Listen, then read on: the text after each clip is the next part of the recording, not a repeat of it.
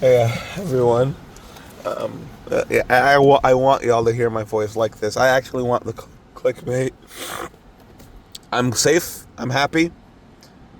I just have, but I gotta talk to y'all about something. I'm not even showing my face. I literally, in the parking lot, it took me 30 minutes to find my fucking Challenger, which is literally a neon green highlighter, which I've been able to spot a mile and a half away. I went to the prison rodeo in Angola, and I spotted this bitch a mile and a half away in a sea of cars. It took me 30 minutes to find this car. There's the gate, like the gate. I'm right near it. That car right there is the most terrorist shit ever. I found it early in the thing, thought it was mine, and just felt just horrified. And then my car was like over 30 minutes, and my phone died. And I asked God, please, I'm actually frightened and I'm scared and I'm crying. I'm actually crying. I'm not exaggerating in this, and I'm going to explain it.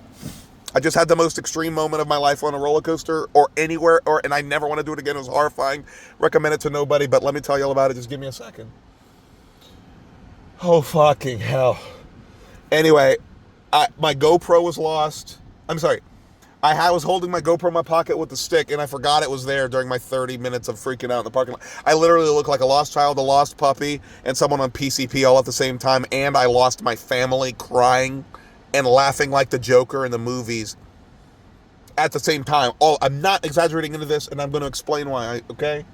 I'm safe. I didn't take any hard drugs. Literally 10 milligrams of Adderall, the smallest dose, um, 30 hours of being awake. My hotel is literally the next establishment. I think I'm going to walk to it because I don't trust myself to drive. 30 hours of being awake and just one little party trick that I'm going to clickbait. Okay. Anyway, the GoPro in my pocket guided me the instant my phone died, and I was freaking out because I always record my stupid motherfucking retarded coaster for. I'm sorry if that word's canceled, but it is. I have a retarded coaster 400 coaster 420. Can't even say my own channel's name, my Coaster 420 roller coaster channel, and all I do is record GoPro footage where I forget I'm recording. The footage that I recorded today, I pan up at the sky, at the ground. I just point at random shit. I forget I'm filming because I'm always high. I'm like talking to friends. And then in the parks, like the Six Flags parks, they don't let you have the selfie stick because I can actually calibrate it and hold it at an angle and keep it pretty stable. And with the motion capture, it actually looks like a professional recording sometimes. But at the Six Flags parks, I have to like hold it with my fingers. My thumb gets in the way, and I basically point at the sky or accidentally at someone's ass, not meaning to. It's the worst. Why am I even talking about that? Anyway, it's on the stick, so it was in my pocket. So like, where's that bitch? So boom. So it was like in my pocket like a tool or something. And I was actually asking God for help. Look, I'm an agnostic theist. I think that God is almost certainly bullshit. I choose to hold on. I'll never be able to prove in either direction. Atheists are probably right. I don't know. But I just choose to believe because it tickles my pussy and I like it. And it gives me a warm blanket like a fucking Republican to just say, hey, God, help me out. And there's just been times where there was a lot of confirmation bias and my mom ingrained in me and stuff. And there's probably childhood issues at play, but I just like it and let me do it. God is fake, okay? Whatever do you want? What do you want, okay? Anyway, I asked God for help and I was fucking crying. Actually, fucking crying. I looked like I lost. I don't want to say anything crazy. I look like, just something from the movies, right? Fuck yeah. I'm fucking sorry. I just look like I just went through abuse or something, okay? But I'm happy. I just had one of my favorite moment on a roller coaster ever. Just hold on. I don't want to focus on I hate my face. And that's the only time you're going to see my face in this video. Just deal with it. Actually, I think you get like a second of me crying in the Coaster 420. In the GoPro. I don't know. Well, the GoPro that God blessed me with, I instantly felt the bulge in my pocket. And, well, in all of my stupid fucking retarded videos, I record the approach. Like, I record filming going into the park, leaving the car, and then I kind of clip. I don't walk the whole way, but like I do little clips, and then I do another clip as I'm close to the gate, and then in the gate, and blah, blah, blah. And then I do a mostly park walkthrough, and I forget to go to sections, and I repeat sections. And just what I record, and I clip them together from beginning to end, and then just 8 months. Dude, I went on an 18-month, I am going on every tangent, and I'm going to reach a conclusion, and you deal with it. I went on an 18-park coaster trip with Lacey and Colson, one of my favorite things I've ever done in my life, traveling the Northeast in New England's one of the most beautiful places ever, and I want to go ride Boulder Dash, which is there, but just I want to go because it's the most beautiful place. I want to take Christina for like 8 weeks up there and just get a cabin or something. God, it's beautiful, and just ride Lake Boulder Dash every day at night. Boulder Dash, look it up on YouTube, okay? Anyway, also look up Intimidator 305. Actually, it has a new name, which is just a shit name, Pantherian. I don't even know if that's how you pronounce it, but just look up Intimidator 305. Anyway, it's a coaster that was built to be the biggest and baddest. It has a 305 foot tall. This is a better backdrop, I guess. I have to charge my phone. There's Dominator. You're gonna get that. It has a 300. That little like speck of light behind it, like that little shooting star, that's the lift hill. That covers 1/4 of the way up, maybe. It has a 305 foot drop. That's why it's called Intimidator 305. It was themed after like Dale Earnhardt's bullshit, and it was engineered wrong or something. They delivered basically. Those of you who have been at least as Cedar Point have been on Millennium Force, it is so dead on, and you're going to laugh out loud when you get on it and just agree with me. If you took Millennium Force at Cedar Point and you just straight up gave it cocaine or gave it what I'm on right now, because I'm just delirious, it becomes Intimidator. I'm not going to call it Pen. Fuck you, Ian. I hate that name so much. The new color scheme that's orange is gorgeous, and I took a lot of pictures and I'll share it with my homies later. But the new name, they lost the licensing because Dale Earnhardt's wife sucks or something. I don't know what it is. And then the transition, they named it Project 305 from 1 year, which is actually a dumb name, but way better than Panthers are the ones that are fast. I know that's the best thing they could do is make a jungle coaster, but that right there needs to be themed through like going through a traumatic episode or something, because the first 305 foot drop isn't really even the thing. It's a great drop. It's one of my favorite drops, but it's not really. A lot of the coaster is just really extreme. It just feels like Millennium Force, instead of being graceful and just wind in your face when you're going 93 miles an hour and just blissful. This is fuck you, bitch, get wrecked.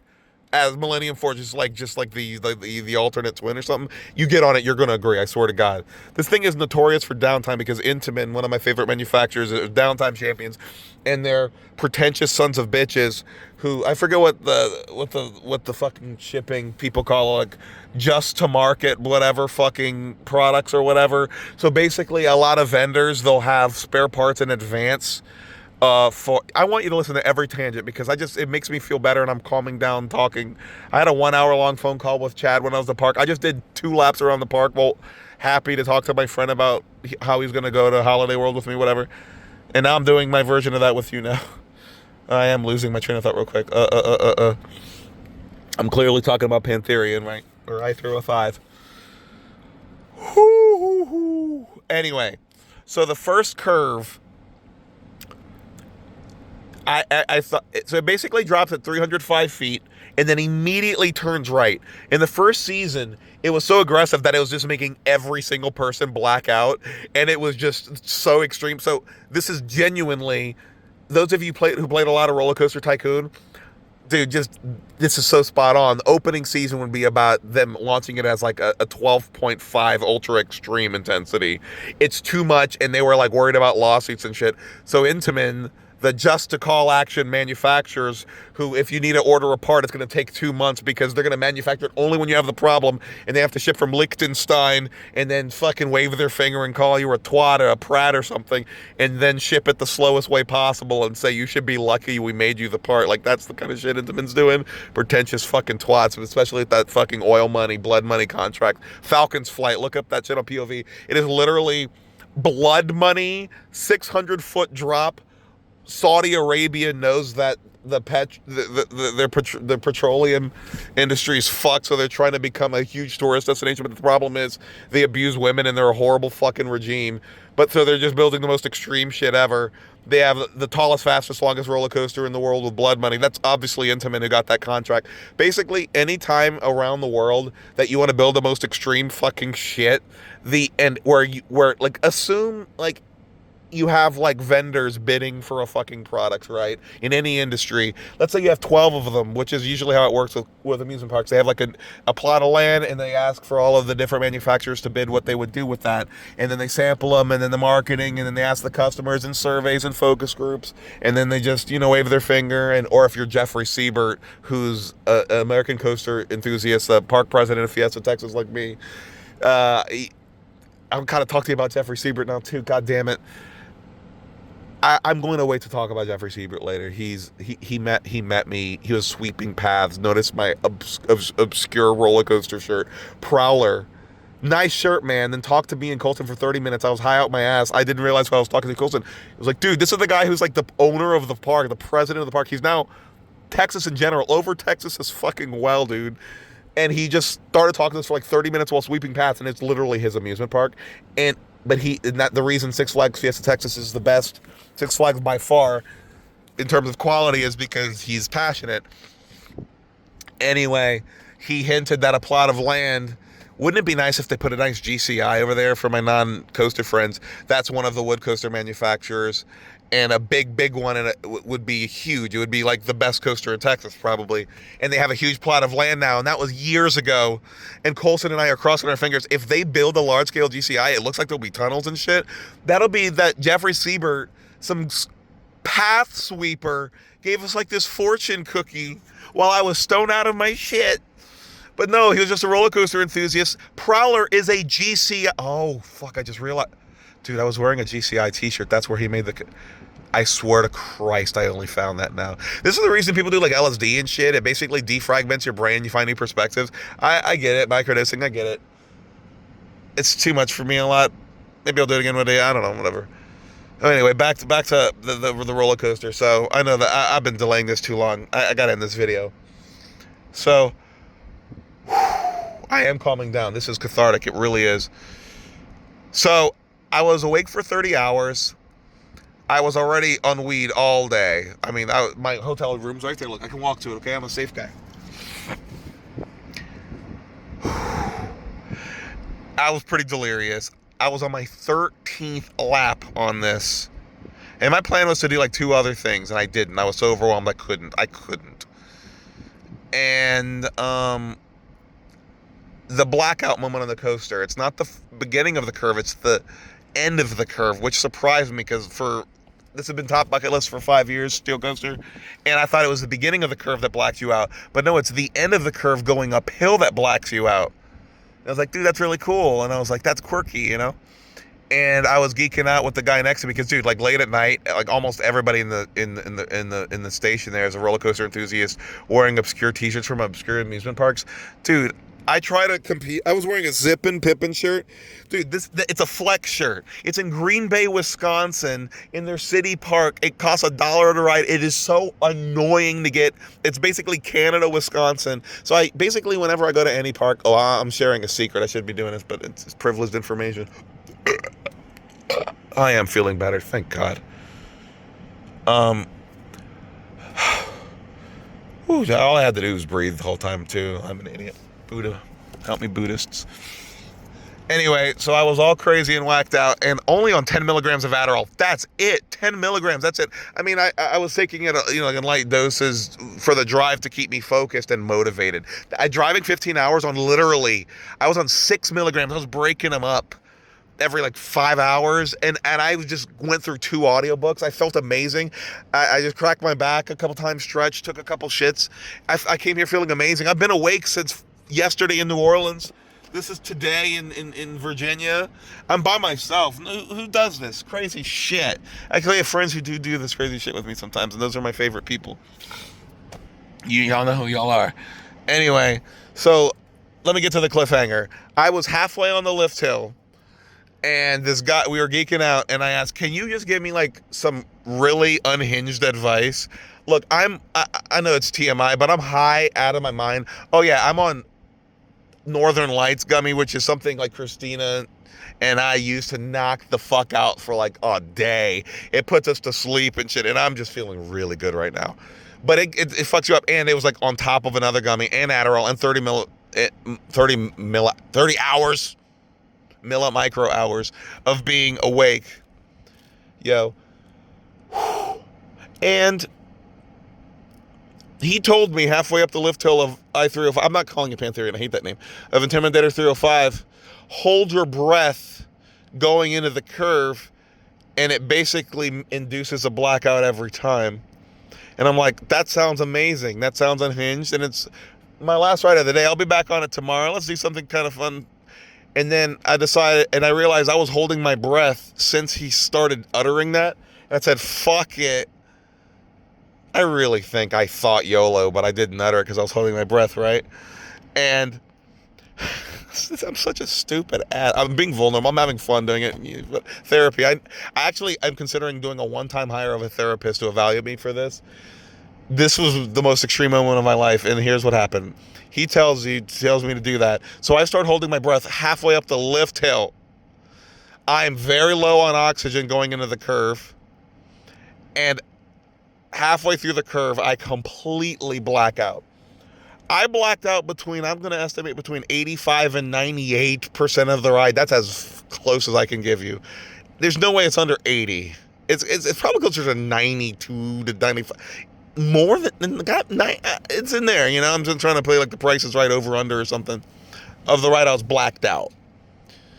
I was confused. I only remember the roller coaster in like third of a second, fourth of a second long bursts.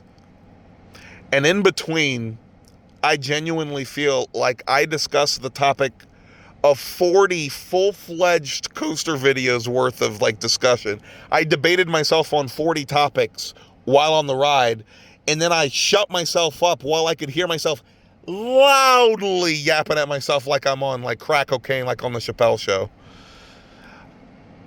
By flashes of an orange roller coaster, and then I'm completely confused and I have no idea where I am.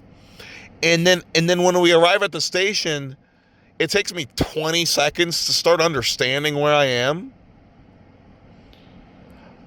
I realize I'm on the roller coaster. I apologize to the guy, and I was like, dude, I told you I'm high, man. I just had like a bad trip, which isn't even what happens on marijuana, and I'm not on LSD. Nothing. I really am.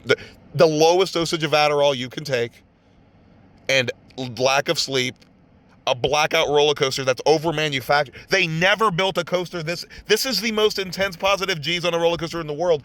It actually fucked up their relationship with the manufacturer. They haven't made a large scale Intamin on a Cedar Fair property ever since. They broke up like little bratty babies because Intamin, with their unreliable just in time parts, are snobbish shitheads because they know they're the best. If you have 12 people bidding on a fucking project and you want to just build like the most blood money piece of shit, Intamin's going to be like, yeah, give me my money. Look up Falcon's Flight. It is Planet Coaster with a dick wag and fuck you, I'm oil. Like, it sucks. The roller coaster feels really, really like uncanny valley. It's fucking, I want to ride it though. But they abuse women and shit. Can they have a regime change? Like, can we induce a regime change so I can get on Falcon's Flight? Fucking Intamin, you pieces of shit. Anyway, so I was low on oxygen going into that curve, and I blacked out almost all of it. I feel like I debated myself on like 40, 50 different topics. Sincerely, I feel like that happened. I know it didn't. I'm a really privileged little boy, and I realize I am the ultimate minority, especially since basically every woman I've ever loved or cared about or friended has told me that they've been through traumatic, horrible shit, which just, I hate that for all of them.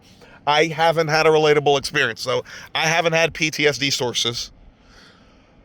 I haven't had really traumatic events that were really all that bad. I've had some things that made me go, oh my God, but not like anything that I think would like induce therapy. I'm privileged. I'm fucking privileged. I'm really privileged. I mean, look what I'm doing. But that is the closest to what a PTSD episode I could imagine ever feels like.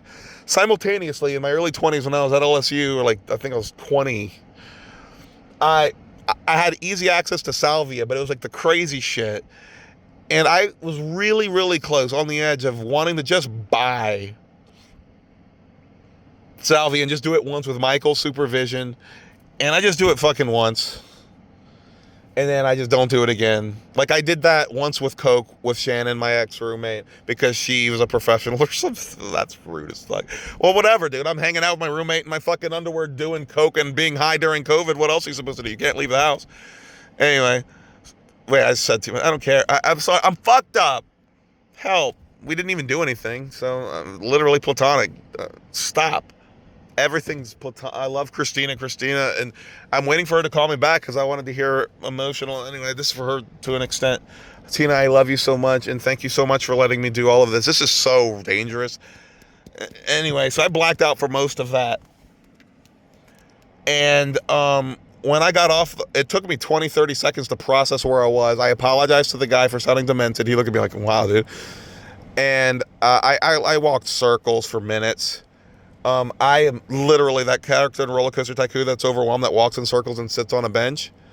But now, look, I'm sitting in this car for I'm actually cold. This is cold. They've been blasting cold air at me. Dude, the park closed at 8. I got lost for 30 minutes. I've been talking for 20 and walking from the... let me finish this, bitch. This is too much. So I did a lot of extensive research, and I walked like simulations and heard like people tell their stories about what a salvia trip felt like. And the reason I didn't do it is I pussied out. I wimped out. I was like, that sounds like something I really want to do, and I just didn't do it. I never did it, and I was ready to resign. I don't need to do it, especially now that I have the woman of my dreams to live for, and I just don't want to do any dangerous shit, mainly because I want to live longer, because I want to expand this business and travel the world with her, and I want to do it into my 90s and 100s with her, and I want like unaging technology so we can go to every continent. I can go to every amusement. I want to start my Europe. I don't want to go to Europe at all unless I can go with her to Phantasialand and Europa Park, because they're the most beautiful shit in Germany, and she's German. I'm going on every rambling. I'm so. I thought the crying was so. Fuck. Anyway, all of the research led me to exactly what I experienced. That is exactly what I would imagine a big salvia trip would feel, coupled with PTSD. I have the perfect analogy. So the Costa Millennium Force on cocaine, like as a joke, there is no cocaine. It's just over-engineered too much. You have a 120-minute wait on Rapterra and a 5-minute wait on Pantherian because all the general customers are like, I don't feel like blacking out. The coaster right now on Roller Coaster Tycoon is still like a 10.5 extreme, but not ultra extreme. It's like right on the cusp, and it sincerely is the most intense positive G-forces on the fucking planet.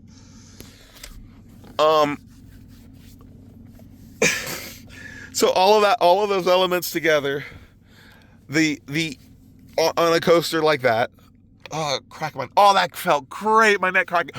That just saved my life. I think I can actually drive to that hotel now after.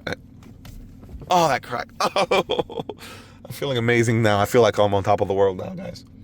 Anyway, so the best analogy I can make, if any of y'all have seen the movie Requiem for a Dream. I'm going to be the last car out of this parking lot. I'm so overwhelmed. Until the security guard makes me leave. I might still walk. I might abandon my car. I'm not. The hotel is literally that building. Requiem for a Dream is top 5, maybe even top 3 favorite movies of all time. I've actually watched it twice. For God knows what reason, they played it on the bus when me and my privileged ass bougie kid fucking high school class were going on a trip to Wales to go hiking or some shit. Like, dude, my dad's company had like some deal that paid for like the crazy fucking insane tuition for the American school that they had there, like as a condition for us to upend our lives and move to London. It's one of the most interesting things that's ever happened to me, and I'm really glad it happened. But anyway, they were playing Requiem for a Dream to a bunch of 16-year-olds, barely chaperoned on a bus, and like the chaperones that were there were like in front of the screen and didn't even know what was playing. So we were watching like ass to ass and everything, and everyone with their jaws open. I'm like, what the fuck? And I guess it didn't process to me because I was just a teenager, and I really didn't understand what I was seeing. Well, anyway, I watched it again later in life, and I understood the movie because I'm, an adult who understands human beings a little bit more in psychology, and I can dick wag my fucking minor in social psychology that nobody knows I have, bitches. Ooh, what a flex. It does nothing. It doesn't even get you a part-time job at the Sizzler. Weird Al reference. I'm so fucked up. So I think it's top 3 movies of all time, and I did that rewatch, and it's so horrifying, and so just, honestly, the closest thing to just fucking up my emotions is watching that movie. It's fucking horrifying, that movie. I'm actually feeling good to drive. I'm gonna put this down. I'm feeling way better. I am safe to drive. I'm literally just going over there.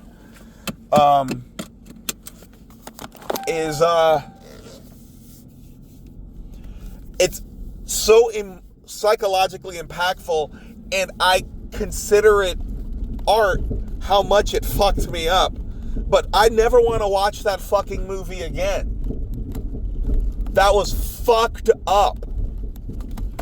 It was easily the most extreme moment of my life. I never, ever want to experience something extreme like that again. And I'm 50-50 on that, whether I ever want to do that again.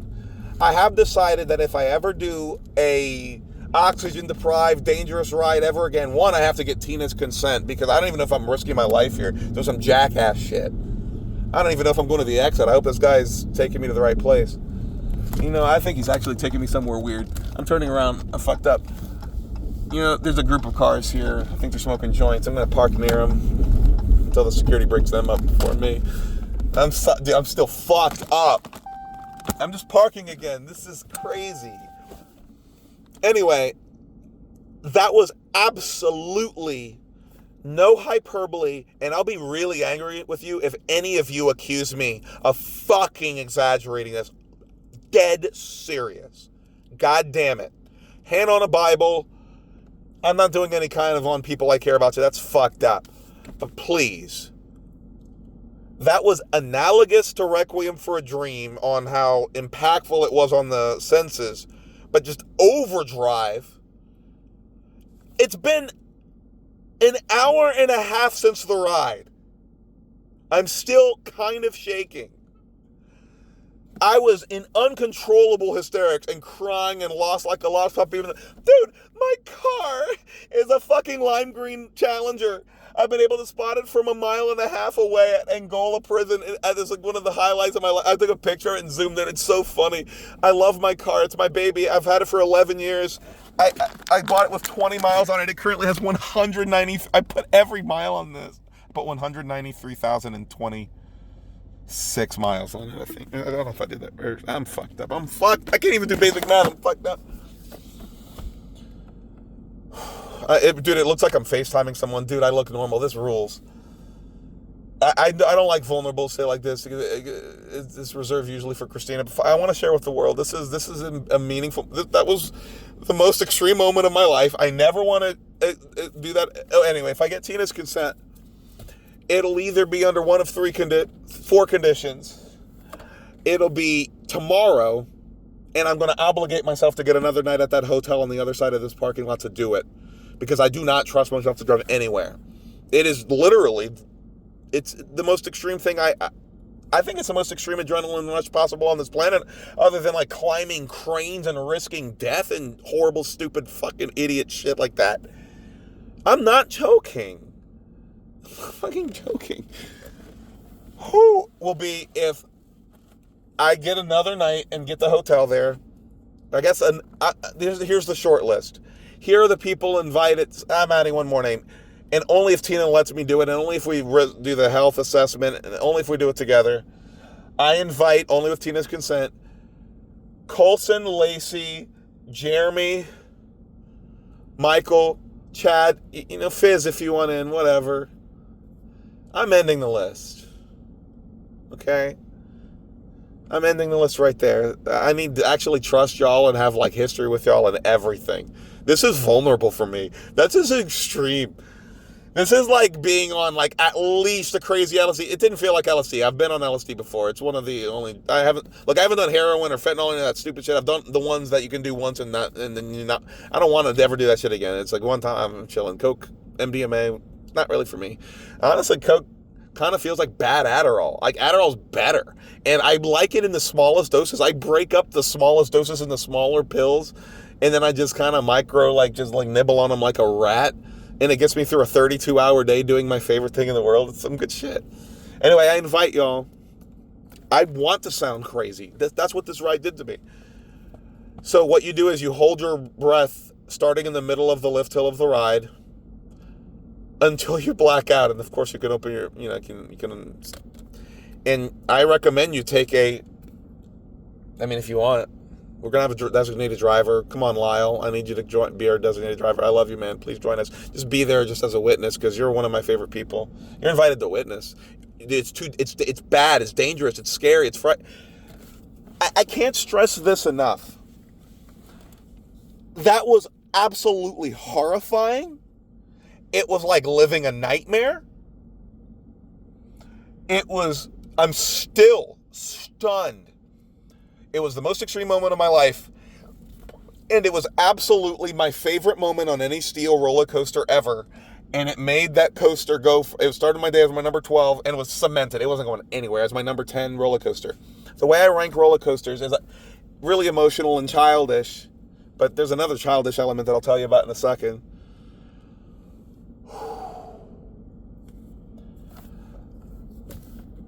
Childish, right? I'm losing myself, but there's two childish elements. Come on, Igor. Get back.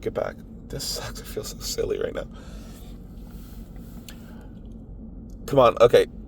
My top 3 roller coaster. I'm going to remember the other angle. There's another angle about being childish. Fuck.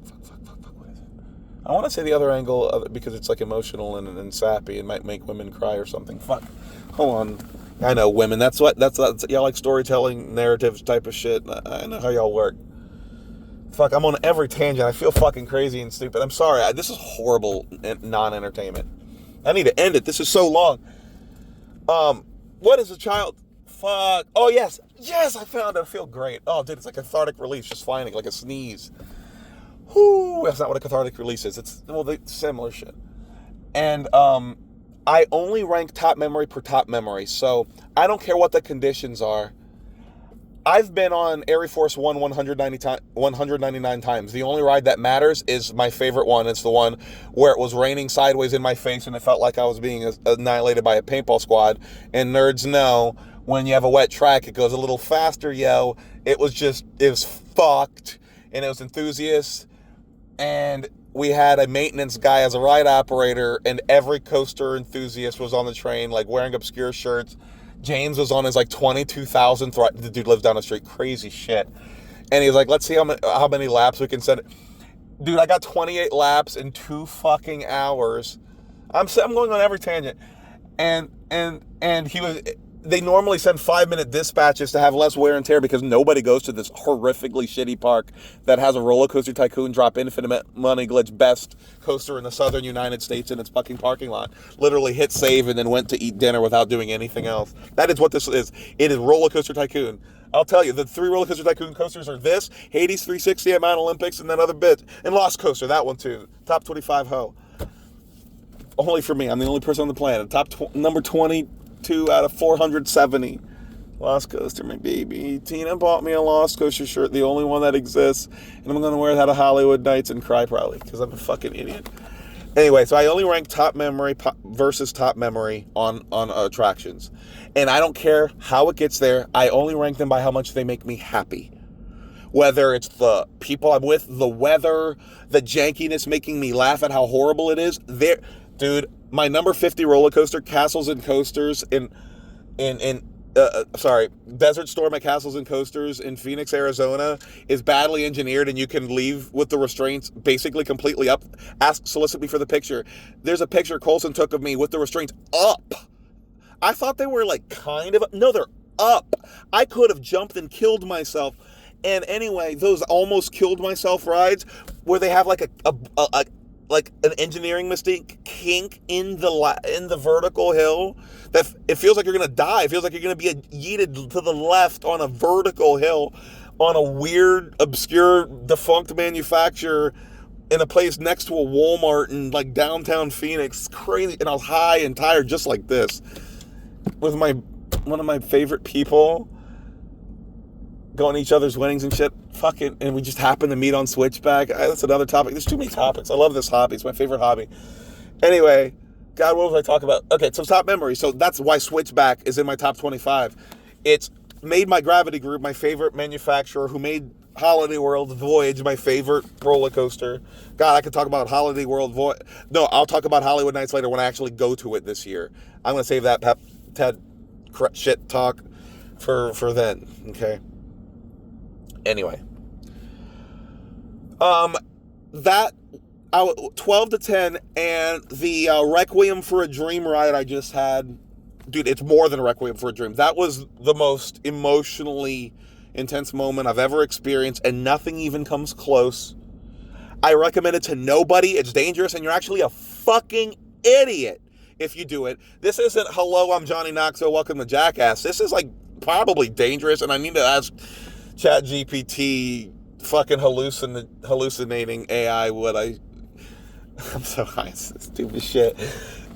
Anyway, I invite y'all homies to do a oxygen deprived blackout Requiem for a Dream ride on that hoe. And I did decide whether all of y'all decline. I'm going to actually solicit whether you'd ever want to. And if all of y'all say no, which you should, it's terrible. It's horrible. If you have any actual PTSD issues, you don't do it. Don't do it. It's like, it's extreme. It's horrifying. It's been an hour and 40 minutes and I'm still shaking.